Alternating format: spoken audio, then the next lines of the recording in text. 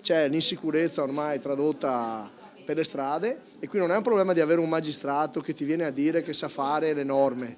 Qui c'è da applicare la legge. E come fai ad applicarla se chi ti ha votato, che ha vinto le primarie con te, sono i centri sociali? Ma se i centri sociali due domeniche fa sono venuti ad aggredire Salvini che stava facendo un convegno, ma voglio dire, a prescindere da quello che uno possa pensare dei discorsi degli altri, ma la democrazia e la libertà nasce sul rispetto delle idee di tutti. A parole Felice Casson ha fatto della legalità la sua bandiera, osserva Brugnaro, ma tra i suoi sostenitori c'è chi non ha la minima idea di cosa significhi questa parola. Alle 3 del pomeriggio con bambini che giravano hanno attaccato i carabinieri e la polizia. Non succede in nessuna parte del mondo, questa è la compagine che appoggia Casson.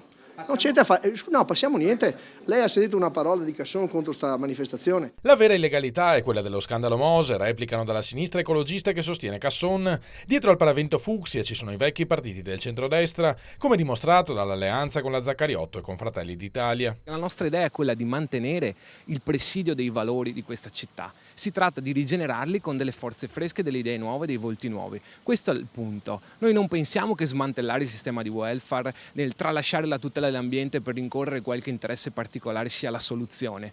Noi teniamo ferma la barra, diciamo che questi valori sono fondamentali, questa città non li svende, semplicemente vogliamo un garante di questo progetto nuovo e di certo la svolta a destra per noi non è una soluzione.